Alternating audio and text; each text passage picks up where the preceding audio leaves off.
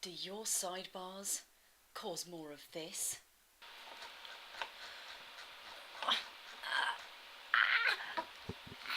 Cramp. Than this? Oh, that's what I was looking for.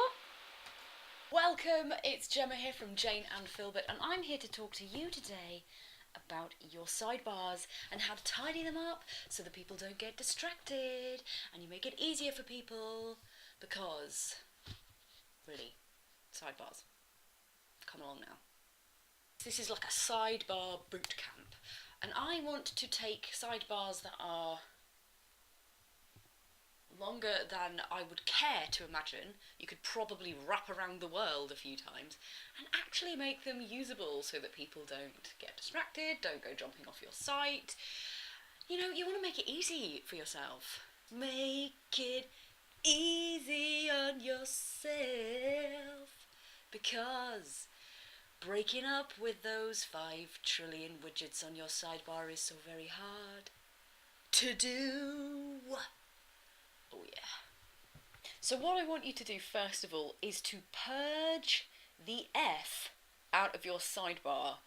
So I have written 5 rules for you that you can go through each item on your sidebar and ask whether or not it's actually that important. So number 1, does it actually help people to navigate your site? Number 2, does it capture the details of your most engaged visitors? Number 3, does it support the content? So it may not be a navigational tool, but for instance, you may have some imagery that supports the content that you actually have in there, Pinterest board or Instagram or something. Number 4, does it allow visitors to connect with me around the web? Number 5, does it provide me with some sort of income that I would definitely cry about if it was not there? For instance, affiliate links to products and e-courses elsewhere, or perhaps it's a product or e-course on your own site, or perhaps it's some sort of paid advertising. If it doesn't fit into any of those rules, get it out and be brutal with yourself. We really want to cut your sidebar in half. I'm going to stipulate if you have 5 items or fewer on your sidebar, you're probably okay, but it's always good to review what you've got there. Is it actually helping people? Check it out. Do people actually click on it? And you can find that out in your Google Analytics by going to Google Analytics. I'm gonna find out what it is, because I don't know what the name of that thing is that does some stuff. And you can find out if people are actually clicking on the stuff in your sidebar in your Google Analytics. And you can go to Google Analytics, and under Behaviour, there's a link called In-Page Analytics. Give it a few seconds to whir into action, and it will tell you where people are clicking and how many people have clicked.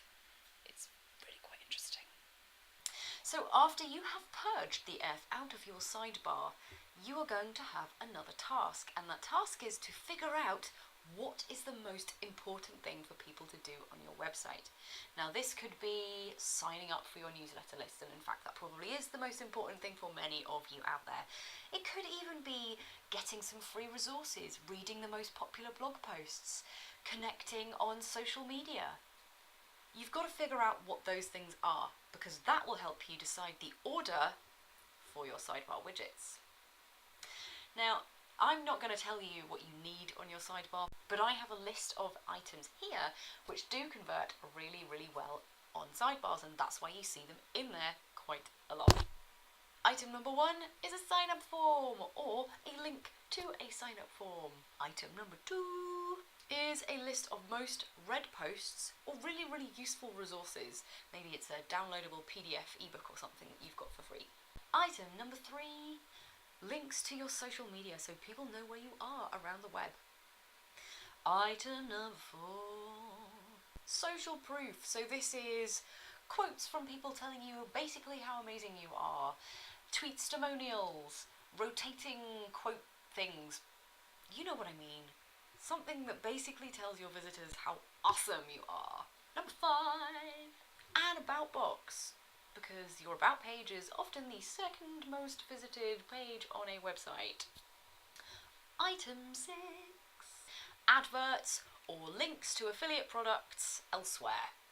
be careful with adverts, because while they may be earning you a nice little income, if you're not promoting your own content above someone else's content, how are you going to create engaged visitors? You're basically going to be a slave to driving traffic to somebody else's site for eternity. Just something to think about. And that's it. Your sidebar has been bootcamped. Let me know in the comments below. Come on over to Jane&Philbert.com and get on the email list. You can find out how to pimp your blog without a web designer. And you can leave lots of comments and join me on Facebook and all that jazz. It'd be lovely to see you.